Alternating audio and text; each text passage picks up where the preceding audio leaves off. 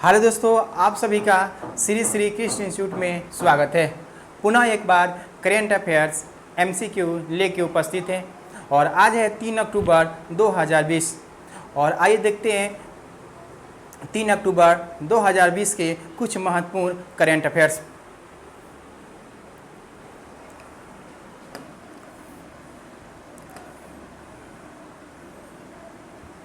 देखिए, पहला है कि विश्व वृद्धजन दिवस कब मनाया जाता है।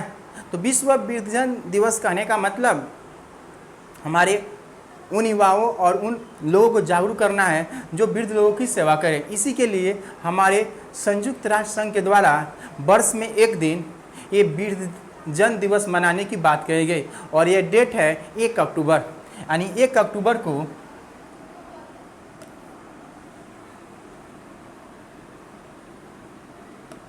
अक्टूबर को आपको मनाया जाता है विश्व वृद्धजन दिवस, जबकि 2 अक्टूबर को मनाया जाता है हमारे राष्ट्रपिता महात्मा गांधी का भी जन्म 2 अक्टूबर 1869 ईस्वी को हुआ था। यही नहीं, हमारे पूर्व प्रधानमंत्री लाल बहादुर शास्त्री का जन्म भी 2 अक्टूबर को ही है। तो इसलिए हम लाल बहादुर शास्त्री का जन्मदिन भी मनाते हैं और साथ ही हमारे महात्मा गांधी का भी जन्मदिन मनाते हैं। और ऐसे 2 अक्टूबर को यूएनओ के द्वारा अंतर्राष्ट्रीय अहिंसा दिवस के रूप में भी मनाया जाता है। तो याद रखेंगे 2 अक्टूबर को अंतर्राष्ट्रीय अहिंसा दिवस, लाल बहादुर शास्त्री का भी जयंती और हमारे राष्ट्रपिता महात्मा गांधी का भी जयंती मनाया जाता है 2 अक्टूबर को। जबकि 30 सितंबर को अंतर्राष्ट्रीय अनुवाद दिवस मनाया जाता है। अंतर्राष्ट्रीय अनुवाद दिवस मनाया जाता है 30 सितंबर को, जबकि 3 अक्टूबर को जर्मनी एकता दिवस मनाया जाता है। क्या मनाया जाता है? जर्मनी एकता दिवस भी मनाया जाता है।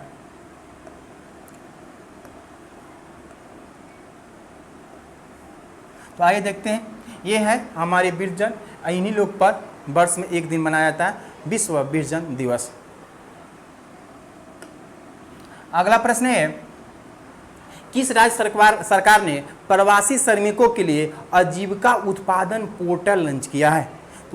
तो कहने का मतलब कोविड-19 के कारण बहुत से लोग बेरोजगार हो चुके हैं। बेरोजगार हो जाने के कारण वैसे प्रवासी जो दूसरे राज्य में रहता था, जो अपने राज्य में आया, तो उसको रोजगार देने के लिए नागालैंड सरकार ने वहाँ के उद्योग और वाणिज्य मंत्रालय से मिलकर इस पोर्टल को लॉन्च किया है। कहाँ पे? तो नागालैंड सरकार के द्वारा लॉन्च किया गया है।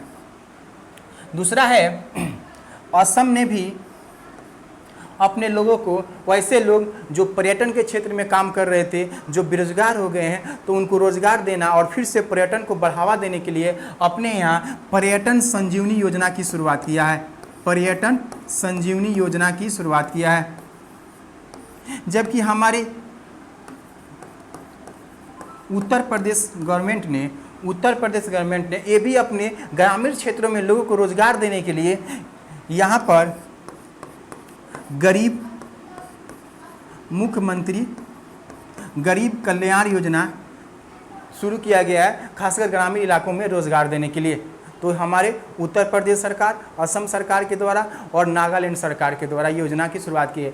असम सरकार के द्वारा एक बहुत ही महत्वपूर्ण योजना है मुख्यमंत्री ग्राम योजना। मुख्यमंत्री ग्राम योजना के तहत ग्रामीण लाभार्थी को, प्रत्येक लाभार्थी को एक मोटर वाहन दिया जाएगा और उस मोटर वाहन से अपने रोजगार कर सके, अपने काम के लिए वो काम करे, इसके लिए वो मोटर वाहन भी दिया जा रहा है। यही नहीं, आपके असम गवर्नमेंट के द्वारा पर्यटन संजीवनी योजना के तहत 1 लाख से 20 लाख तक ऋण भी दिया जाता है पर्यटन को बढ़ावा देने के लिए। तो आइए देखते हैं अगला प्रश्न। ये है हमारा नागालैंड, जो हमारे म्यांमार से सटा हुआ है। नागालैंड जिसकी राजधानी कहाँ है? कोहिमा। क्या है? और ये पश्चिमोत्तर का एक राज्य है जो अंतिम छोर पर है। पूर्वोत्तर का एक राज्य है जो सबसे अंतिम छोर में है और इसकी राजधानी कहाँ है? कोहिमा है। कहाँ है? कोहिमा। और यहाँ की भाषा जो है वो अंग्रेजी है। क्या है? भाषा यहाँ अंग्रेजी बोली जाती है। अगला प्रश्न है, किस रेलवे जोन ने महिलाओं की यात्रा सुरक्षित करने के लिए ऑपरेशन मेरी सहेली शुरू किया है? यानी वो महिला जो रेल से यात्रा करती है, उसके गंतव्य स्थानों तक पहुंचाने के लिए हमारे रेलवे जोन के द्वारा ऑपरेशन मेरी सहेली लॉन्च किया गया है। तो हमारे यहाँ 18 रेलवे जोन है।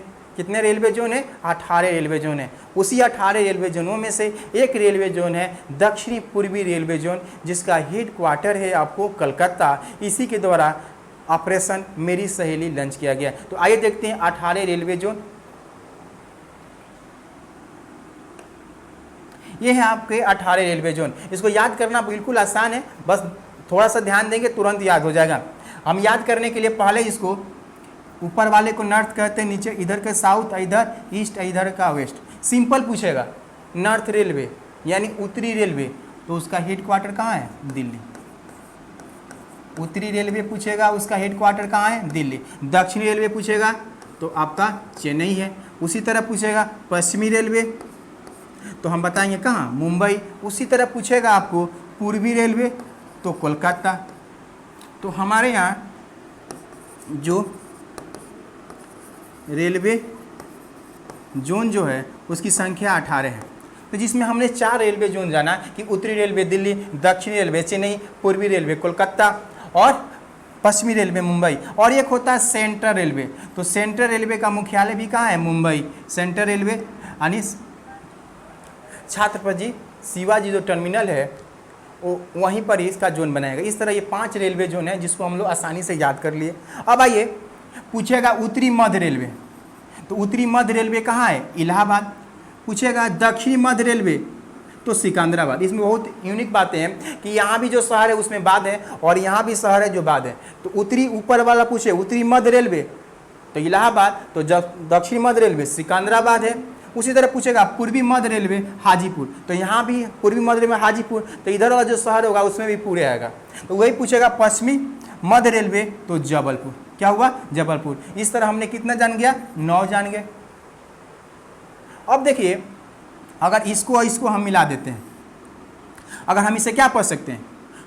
उत्तरी पश्चिमी रेलवे पढ़ सकते हैं, उत्तरी पश्चिम रेलवे, या इसे पश्चिमोत्तर रेलवे भी कह सकते हैं। तो पूछेगा पश्चिमोत्तर रेलवे का हेड क्वार्टर कहाँ है? तो जबलपुर। उसी तरह पूछे आपको इसे हम पढ़ सकते हैं उत्तरी पूर्वी रेलवे, या इसे पढ़ सकते हैं पूर्वी उत्तरी रेलवे, या इसे कह सकते हैं पूर्वोत्तर रेलवे। तो पूर्वोत्तर रेलवे पूछेगा तो उसका हेड क्वार्टर कहाँ है? गोरखपुर। कहाँ है? गोरखपुर। उसी तरह आपसे पूछा जाए दक्षिणी पूर्वी रेलवे, क्या पूछा जाए? दक्षिणी पूर्वी रेलवे, तो दक्षिणी पूर्वी रेलवे का हेड क्वार्टर कहाँ है? कोलकाता।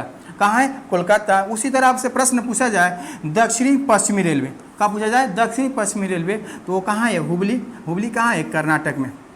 तो इस तरह हमने कितना जाना?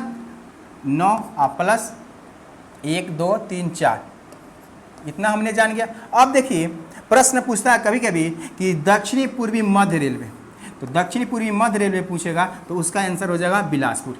दक्षिणी पूर्वी मध्य रेलवे पूछेगा तो बिलासपुर। वही पूछता है दक्षिणी पूर्वी तटवर्ती रेलवे, क्या पूछे? तटवर्ती शब्द लगे तो तटवर्ती रेलवे पूछेगा तो क्या हो जाएगा? आपका भुवनेश्वर हो जाएगा। और उसके बाद पूछता है उत्तरी पूर्वी सीमांत रेलवे, उत्तरी पूर्वी सीमांत रेलवे जब पूछेगा तो आपका आंसर हो जाएगा मालेगांव गुवाहाटी। तो ये +3A हो गया। उसके बाद है कलकत्ता मेट्रो, क्या है? कलकत्ता मेट्रो, तो कलकत्ता मेट्रो का हेड क्वार्टर कलकत्ता ही है। और एक ये हो गया, एक नया बना है उसको हम लोग कहते हैं दक्षिणी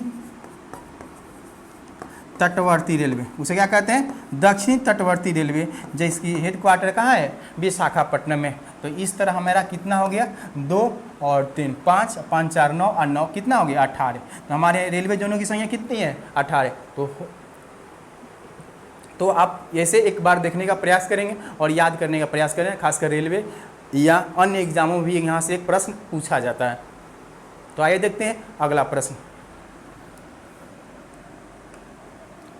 तो ये अगला प्रश्न है कि किस राज्य सरकार ने शुष्क इलाके में, खासकर वह इलाका जहाँ किसान रह रहे हैं, वहाँ पर ग्रीन कॉर्पेट बनाने के लिए एक जल काला योजना की शुरुआत किया गया है? क्या किया गया?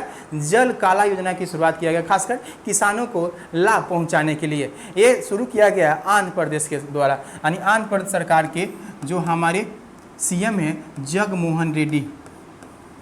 कौन है? जगमोहन रेड्डी। और जगमोहन रेड्डी के द्वारा ही इसे शुरू किया गया है आंध्र प्रदेश में। तो इसको भी याद रखेंगे।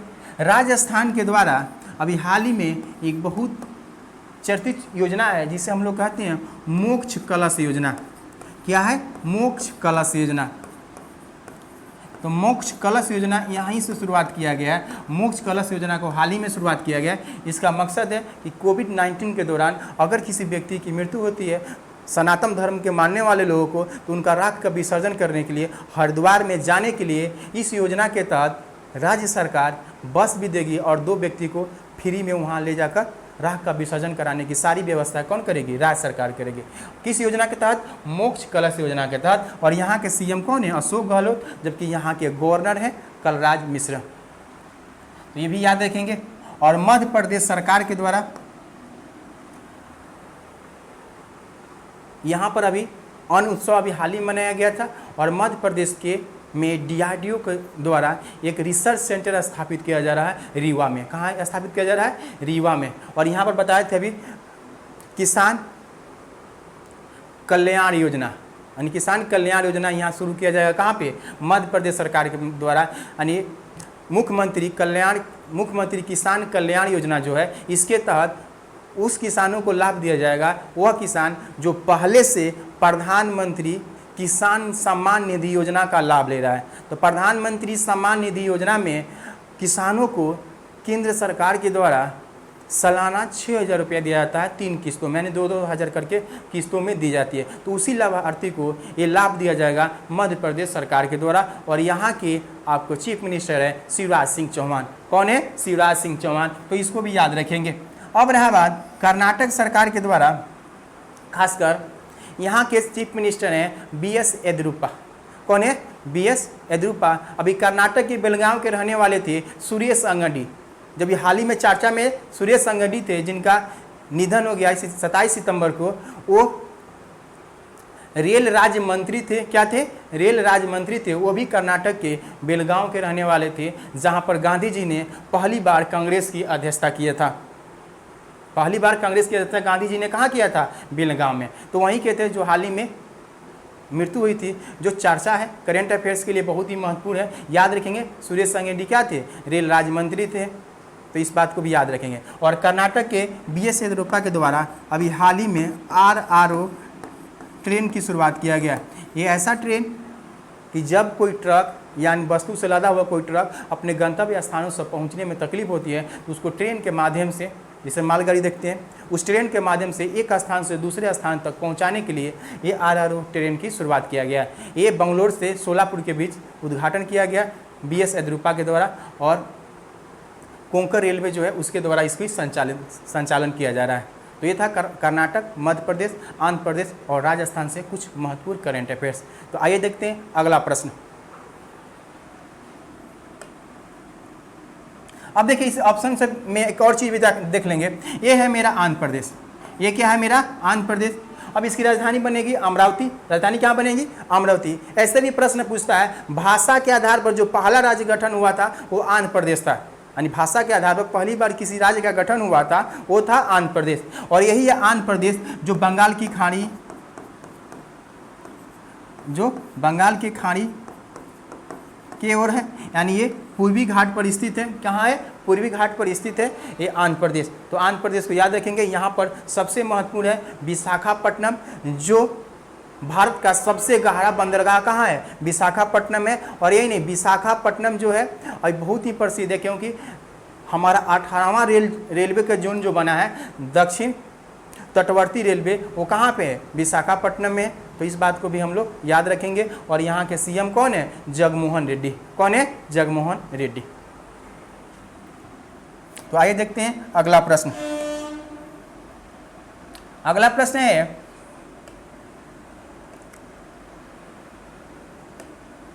कि telecom regulatory authority of India के नया अध्यक्ष किसे बनाया गया है? यानी भारत सरकार के जो ट्राई है उसका नया अध्यक्ष किसे बनाया गया? कभी कभी पूछ देता है ट्राई का फुल फॉर्म। तो ट्राई के फुल फॉर्म आप याद रखेंगे, telecom regulatory authority of India, इसको याद रखेंगे। इसका अध्यक्ष बनाया गया है PD बघेला को। किसको बनाया गया है? PD बघेला को ट्राई का अध्यक्ष बनाया गया है। जबकि अनिल धस्माना को भारतीय तकनीक अनुसंधान संस्थान जो है, जिसको NTRO कहते हैं, इसका अध्यक्ष बनाया गया है अनिल धस्माना, जो रॉ के अधीन ही काम करता है, यानी भारत की रॉ जो है खुफिया एजेंसी है। पहले उसका अध्यक्ष थे अनिल धस्माना, अभी इनको बना दिया गया है NTRO का अध्यक्ष। आगे देखते हैं RKS भदौरिया। तो RKS भदौरिया जो है वर्तमान में वायुसेना के अध्यक्ष हैं। क्या है? वायुसेना के अध्यक्ष हैं RKS भदौरिया। जबकि सुनील अरोड़ा जो हैं वर्तमान में हमारे मुख्य निर्वाचन आयुक्त हैं। कौन है? मुख्य निर्वाचन आयुक्त हैं, यानी election commission of India head हैं कौन? सुनील अरोड़ा। और इन्हीं के नेतृत्व में बिहार में विधानसभा की चुनाव कराई जा रही है। इस विधानसभा के चुनाव जो कराई जा रही है ये विश्व में पहली बार हो रहा है इस कोविड-19 के दौरान जो चुनाव कराया जा रहा है। ऐसे बहुत से देश, जो 70 देश ऐसा था लगभग, जो अपने यहाँ चुनाव कराने से क्या कर दिया? इनकार कर दिया। लेकिन भारत विश्व का एक ऐसा देश है जहाँ पर विधानसभा की चुनाव होने जा रही है। कहाँ? बिहार में, जो 3 चरणों में आपको चुनाव होगा। और किसके नेतृत्व में करवाया जा रहा है? तो हमारे जो सुनील अरोड़ा हैं, जो मुख्य निर्वाचन आयुक्त हैं, उनके द्वारा ये कराया जा रहा है। तो इस बात को भी याद रखेंगे। तो आइए देखते हैं अगला प्रश्न। अगला प्रश्न है एमनेस्टी इंटरनेशनल। तो एमनेस्टी इंटरनेशनल जो है एक ऐसी संस्था है जो मानव अधिकार और मानव की अभिव्यक्ति के बारे में चर्चा करता है, उनको लाभ पहुंचाने का काम करता है, जिसके कारण एमनेस्टी इंटरनेशनल को नोबेल पुरस्कार भी मिला है। शांति का नोबेल पुरस्कार 1977 ईस्वी में इसको दिया गया था।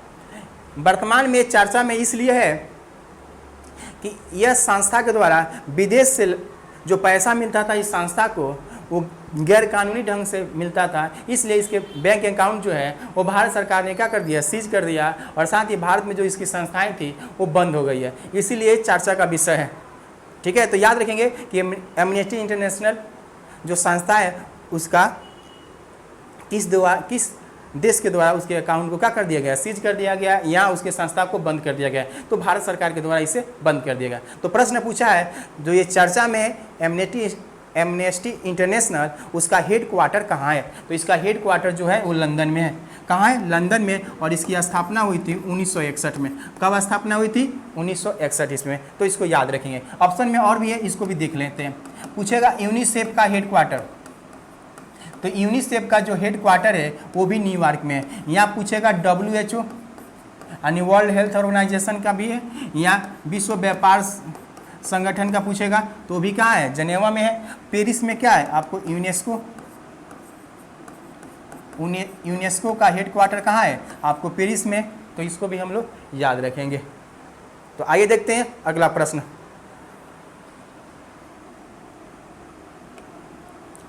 अगला प्रश्न है इसरो। क्या है इसरो? तो इसरो यानी इंडियन स्पेस रिसर्च ऑर्गेनाइजेशन होता है इसका अर्थ, और भारतीय अंतरिक्ष अनुसंधान संगठन इसे कहते हैं। इसे हिंदी में क्या कहते हैं? भारतीय अंतरिक्ष अनुसंधान संगठन कहते हैं। इसकी स्थापना 1969 ईस्वी में हुआ था। ऐसे आप जानते हैं भारत में अंतरिक्ष कार्यक्रम के जनक विक्रम साराभाई को माना जाता है। किसको माना जाता है? तो विक्रम साराभाई को माना जाता है। और भारत के जो इसरो है, इंडियन स्पेस रिसर्च ऑर्गेनाइजेशन ने अभी तक कई अभियान किया है, जिसमें आपने अभियान में देखे होंगे चंद्रमा पर गया, या चांद पर अपने चंद्रयान 1 भी ले गया 2008 में, चंद्रयान 2 भी लॉन्च किया 2019 में। जो उसका लैंडर जो विक्रम जो था वो सेल्फ लैंडिंग नहीं कर पाया, जिसके कारण असफल मानी गई, पूर्ण असफल नहीं मानी गई, क्योंकि ऑर्बिटर उसका अभी भी क्या कर रहा है? काम कर रहा है। और वर्तमान में इसका लक्ष्य है वीनस मतलब शुक्र पर जाने के लिए। कहाँ? शुक्र पर जाने के लिए। यानी शुक्र पर जाने के लिए ये फ्रांस के जो स्पेस एजेंसी है उसके साथ मिलकर ये काम कर रहा है। यानी फ्रांस के एजेंसी के साथ मिलकर काम कर रहा है वीनस मिशन पर। किस पर? वीनस। तो आइए देखते हैं इसरो की स्थापना कब हुई? तो 1969 ईस्वी में। और उसका हेड क्वार्टर कहाँ है? तो कर्नाटक की राजधानी बंगलोर में है। कर्नाटक की राजधानी कहाँ है? बंगलोर में है। और इस मिशन की कब करेगा? तो 2025 में। लक्ष्य कब रखा गया है? 2025 में इसरो के द्वारा स्थापित है। अब पूछ देगा इसरो के अध्यक्ष कौन है? तो के सिवन, डॉक्टर के सिवन अभी इसके अध्यक्ष हैं। तो ये भी याद रखेंगे।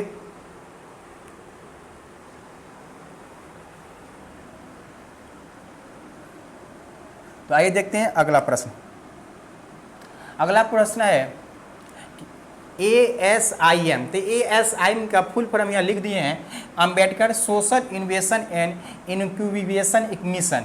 किसने लॉन्च किया? खासकर सामाजिक इन्वेशन एंड दूर संचार को कैसे विकसित किया जाए, लोगों को कैसे जागरूक किया जाए, इसके लिए हमारे सामाजिक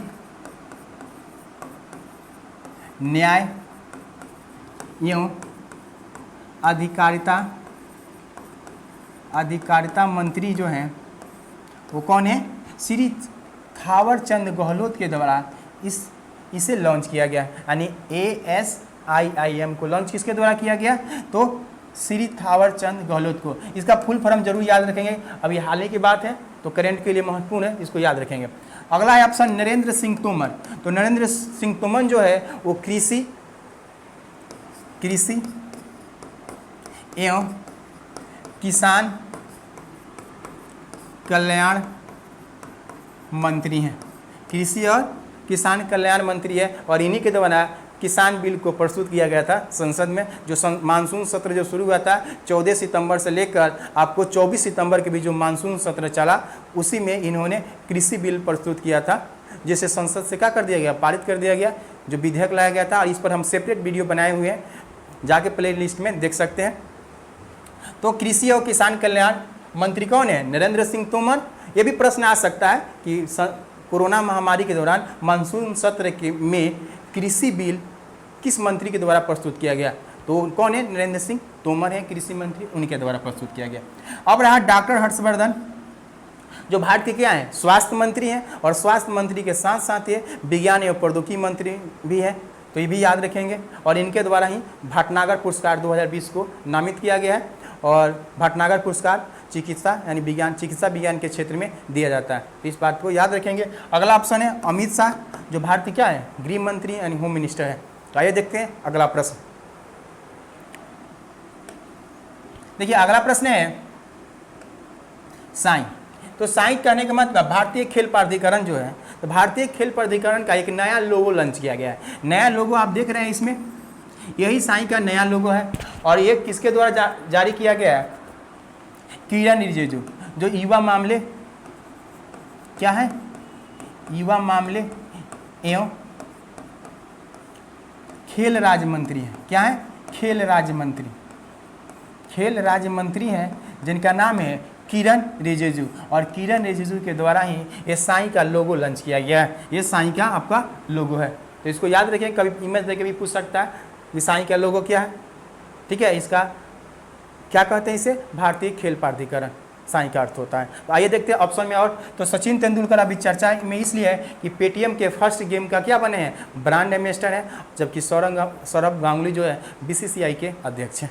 सौरभ गांगुली क्या है? तो BCCI के अध्यक्ष हैं। तो आइए देखते हैं अगला प्रश्न। देखिए अगला प्रश्न है कि किस राज्य सरकार के द्वारा जल क्षेत्र में, कहाँ? जल क्षेत्र में डेनमार्क के साथ समझौता ज्ञापन पर हस्ताक्षर किया गया, खासकर जल संचय के लिए? तो ये है हमारा गुजरात सरकार। किस सरकार के द्वारा जारी किया गया है? गुजरात सरकार के द्वारा जारी किया गया है। जो गुजरात है, जो मेरा, इसी के द्वारा ये जारी किया गया है, समझौता किया गया है डेनमार्क से। तो ये गुजरात से कुछ महत्वपूर्ण प्रश्न बनता है, क्योंकि यहाँ के CM जो हैं विजय रूपानी, जबकि यहाँ के गवर्नर हैं आचार्य देवव्रत। यहाँ गवर्नर कौन है? आचार्य देवव्रत। आचार्य देवव्रत यहाँ के गवर्नर हैं। और स्टैचू ऑफ यूनिटी यानी विश्व की सबसे ऊंची मूर्ति जो है वो कहाँ पे है? गुजरात में ही है, अहमदाबाद के पास नदिया जो क्षेत्र है वहीं पर बनाया गया है स्टैचू ऑफ यूनिटी, यानी हमारे लौह पुरुष सरदार वल्लभ भाई पटेल की सबसे ऊंची प्रतिमा बनाई गई है। तो यहीं पर अभी हाल ही में 31 अक्टूबर 2020 को 31 अक्टूबर 2020 को यहाँ पर पहली बार सी प्लेन कहने का मतलब समुद्री विमान सेवा की शुरुआत की जाएगी। कहाँ पे? यहीं पे गुजरात में। तो प्रश्न पूछेगा समुद्री विमान सेवा की शुरुआत कब की जाएगी? तो 31 अक्टूबर 2020 को। 31 अक्टूबर को क्यों किया जाएगा भाई? तो 31 अक्टूबर के जो है 31 अक्टूबर का ही जन्म हुआ था हमारे सरदार वल्लभ भाई पटेल का। और हम 31 अक्टूबर को मनाते हैं क्या? राष्ट्रीय एकता दिवस के रूप में, क्योंकि हमारे सरदार वल्लभ भाई पटेल थे जो बहुत से रियासत से स्वतंत्रता के बाद स्वतंत्र रहते थे, उनको सारे को मिलाने का काम किया, यानी एकीकरण का काम किए थे। कौन? हमारे सरदार वल्लभ भाई पटेल। इसलिए इन्हें बिस्मार्क का नाम भी दिए हैं और इन्हें लौह पुरुष भी हम लोग कहते हैं। तो 31 अक्टूबर को यहाँ क्या शुरू होगा? सी प्लेन शुरू होगा। किसके द्वारा? तो माननीय श्री प्रधानमंत्री के द्वारा इसका उद्घाटन किया जाएगा अहमदाबाद में ही। तो इसको भी हम लोग याद रखेंगे। अब रहा बात, पश्चिम बंगाल सरकार ने हाल ही में यूके से, यानी यूनाइटेड किंगडम, जनरली हम इसको बोलते हैं ब्रिटेन, इसमें कई देशों का समूह है, तो यूके के द्वारा व्यापार के लिए एक समझौता किया गया है पश्चिम बंगाल सरकार के द्वारा। यानी पश्चिम सरकार के द्वारा व्यापार को बढ़ावा देने के लिए, खासकर ब्रिटेन से आए हुए व्यापारियों को सहूलियत यहाँ मिले, इसीलिए ब्रिटेन ने पश्चिम बंगाल से समझौता किया है। तो इस बात को भी हम लोग क्या करेंगे? याद रखेंगे। अब रहा बात असम। असम के बारे में भी हमने चर्चा किया था, लेकिन असम के जो हमारे सीएम है सर्बानंद सोनोवाल और यहाँ के जो हमारे गवर्नर हैं जगदीश मुखी। गवर्नर क्या है? जगदीश मुखी। तो इसको याद रखेंगे। ये था करेंट अफेयर से कुछ महत्वपूर्ण क्वेश्चन। अब जो मेरा लाइव क्लास आता था सुबह 7:30 बजे, वो लाइव क्लास अब सुबह 11 बजे आएगा। लाइव क्लास 11 बजे आएगा, तो 11 बजे आके लाइव क्लास ले सकते हैं और उसमें अपने सवाल पूछ भी सकते हैं। तो मिलते हैं नेक्स्ट वीडियो के साथ। थैंक यू, धन्यवाद।